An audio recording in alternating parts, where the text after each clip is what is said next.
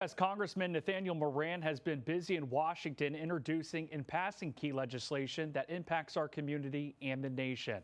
His work has been shaping the national conversation on border security concerns to strengthen protections for small businesses. We'll discuss his recent accomplishments and what these bills mean for the future of our country. First, Congressman, I want to begin with the Prove It Act. It's legislation that you introduced and the House passed by a vote of 208 to 196. Can you explain the main provisions of this bill and how it will help family-owned and small businesses?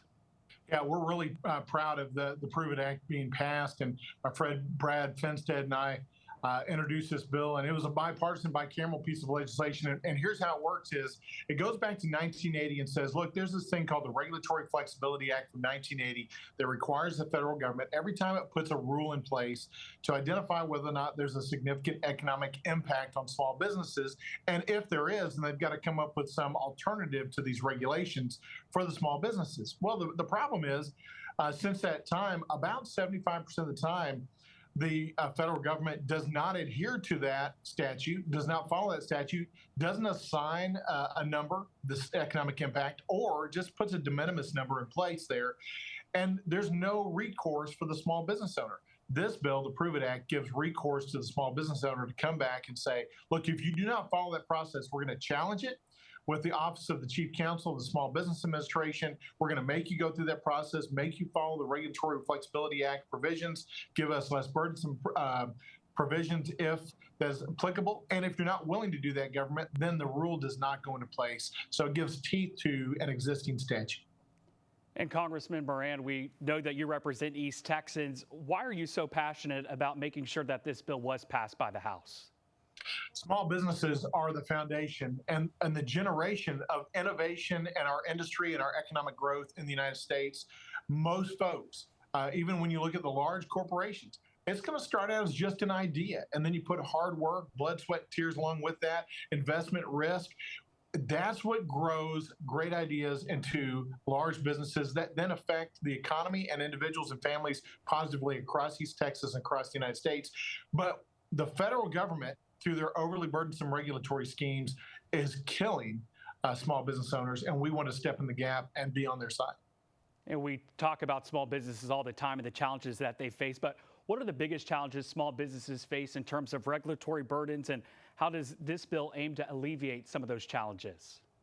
Yeah, we can spend hours talking about the ways that the federal government actually imposes its will on small businesses and effectively squeezes them out of the opportunity to grow or even develop at the outset. So what we know is large businesses, they can hire teams of lawyers, they can hire compliance officers, they can push back against the federal government. Small businesses don't have the resources to do that. So we wanted to come in and say, we want to stand on the side of small business owners and to give them a way to push back, an easy petition to push back and to file with the Office of the Chief Counsel for the Small Business Administration, and an avenue to say to the federal government, stay out of my business. And that's what we want. And how do you envision this Prove It Act impacting the relationship between small businesses and federal agencies responsible for regulation? It's going to slow the process down of the federal government actually putting into place new regulations and then keeping them on the books, because if they're not willing to go through the analysis and determine whether or not there's a significant economic impact on these small businesses, and if so, offer alternatives to the proposed regulations, if they're not willing to go through that process, then the regulation does not go into place. Again, we could give thousands of examples in different industry sectors where the government is imposing its will through regulations rather than legislation passed in the Article 1 branch of government here in Congress. And we don't want to see that happen. If Congress thinks something is important to pass, then it needs to write that law and pass that law. But we don't want to see the executive branch become the legislative branch and simply impose its will through regulatory actions. And what's the next step in your legislative agenda for supporting small businesses and entrepreneurs?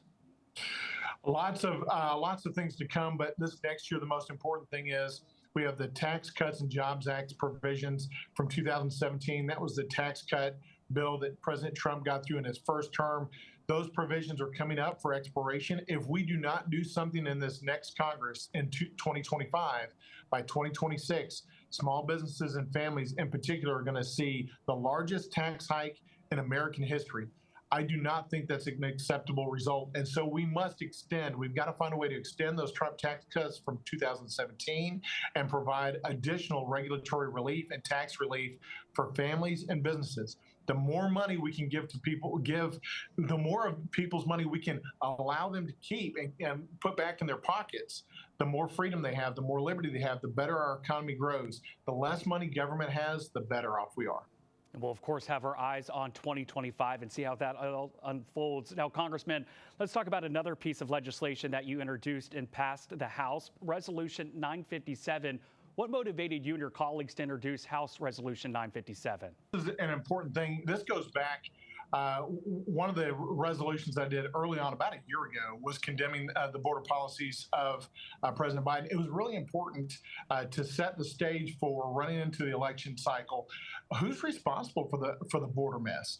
And as you look back at that resolution, my resolution was passed with bipartisan support. I think we had 13 or 14 Democrats that switched over and said, yeah, we agree. There's a border crisis, and we agree it's because of the failures of the Biden administration. That was an important marker early in this year to set the stage for a very important issue for the election cycle. So we were proud to be able to be at the forefront of that, to call out President Biden's failures, to make a distinction between what President Trump had done successfully on the border in his first administration and what President Biden had not done in his administration. And so we were proud to be able to bring that to light and to make that known and to get Democrats to vote for that bill.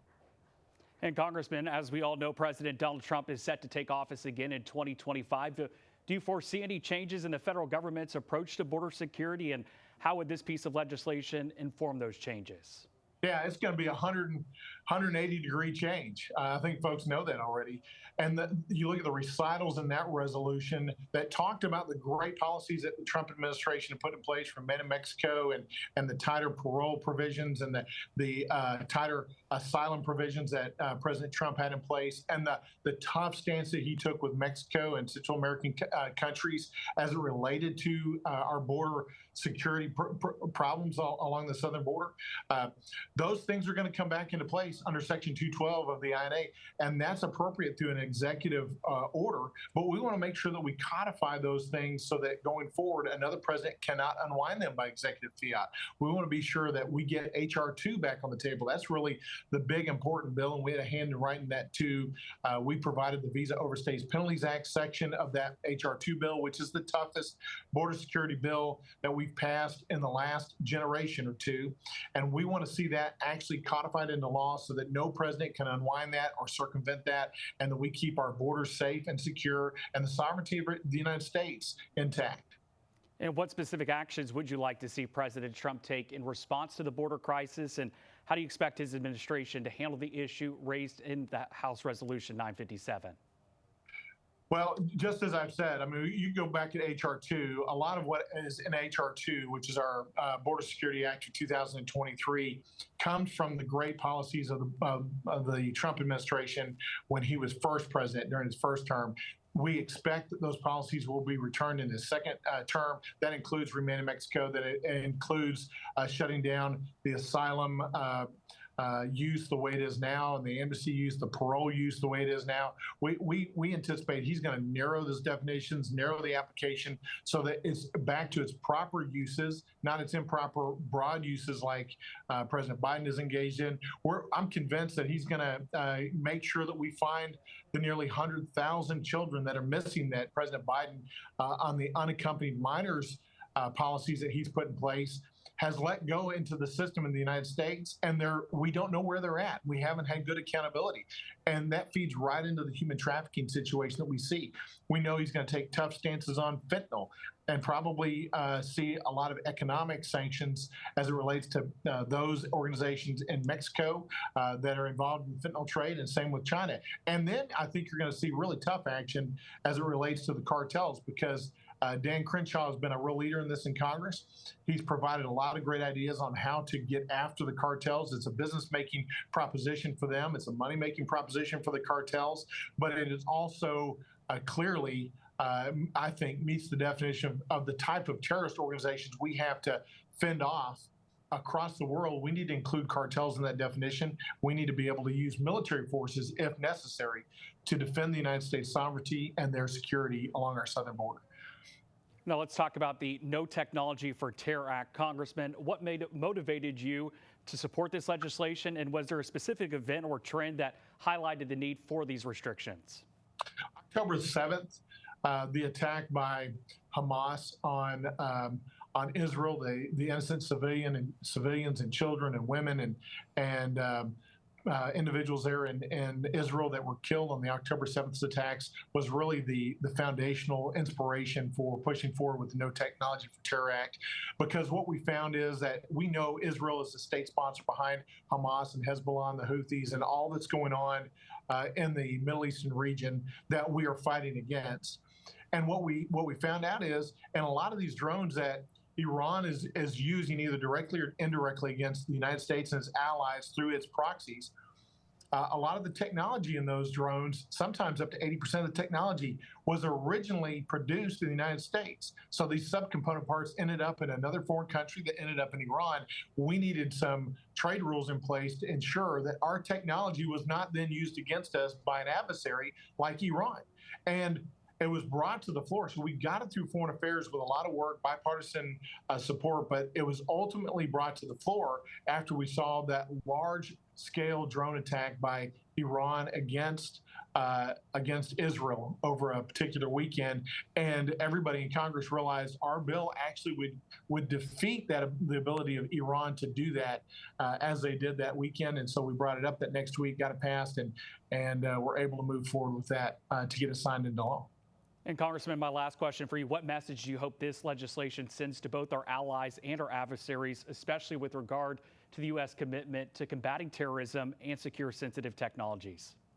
I've said for a number of years that our friends have to trust us and our foes have to fear us, and both have to respect us. And right now, our friends do not trust us.